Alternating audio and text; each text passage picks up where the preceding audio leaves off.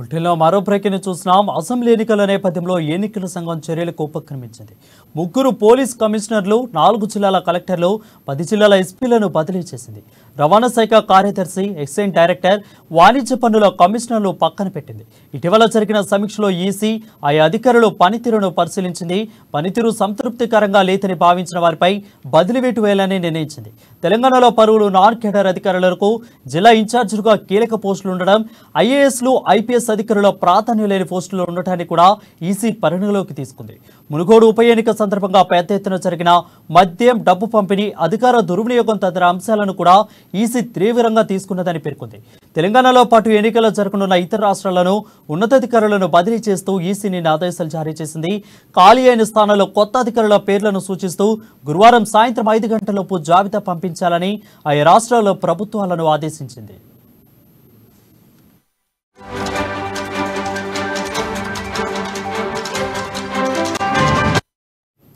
ఇక బదిలీకి గురైన వారిలో Hyderabad police commissioner CV Anand, Warangal police commissioner Ranganath, Nizamabad police commissioner Satyanarayana, Rangareddy జిల్లా కలెక్టర్ ఎస్ హరీష్, మిడ్చల్ మల్కాజ్గిరి జిల్లా collector D Amos Kumar, Yadadri Bhuvanagiri జిల్లా కలెక్టర్ టి వినయ్ కృష్ణారెడ్డి, నిర్మల్ జిల్లా కలెక్టర్ వరుణ్ రెడ్డి ఉన్నారు. వీరితో పాటు 10 జిల్లాల ఎస్పీలను బదిలీ చేస్తూ రాష్ట్ర ప్రభుత్వాన్ని ఈసీ ఆదేశించింది.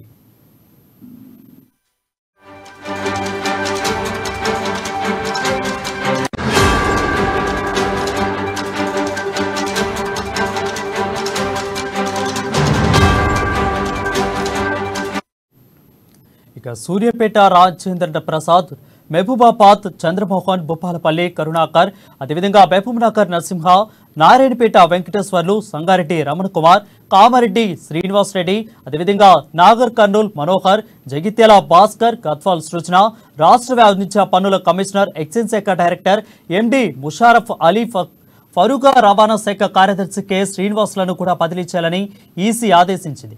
అయితే వాణిజ్య పన్నుల శాఖకు, ఎక్సైజ్ శాఖకు ప్రత్యేకంగా ముఖ్య కార్యదర్శులను నియమించాలని పేర్కొంది. కాగా పోలీస్ శాఖకు సంబంధించిన బదిలీలపై ప్రభుత్వ ప్రధాన కార్యదర్శి శాంతికుమారితో ఆదేశాలను డీజీపీ అంజనీ కుమార్ అంతర్గత ఉత్తర్వులు జారీ చేశారు. తమ తదుపరి స్థానాల్లో ఉన్న అధికారులను బాధ్యతలు అప్పగించి రిలీవ్ కావనివ్వాలని ఆయా కమిషనర్లు, ఎస్పీలను డీజీపీ ఆదేశించారు.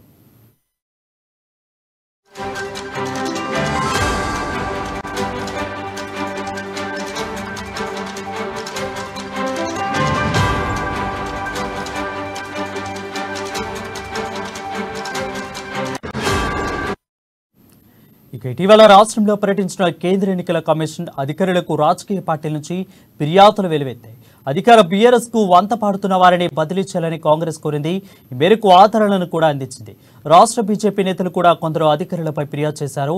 ఈ విధంగా పార్టీల ఫిర్యాదులు తమ సొంత పరిశీలన తరిమేలా ఎన్నికల సంఘం చర్యలు తీసుకుంటుంది.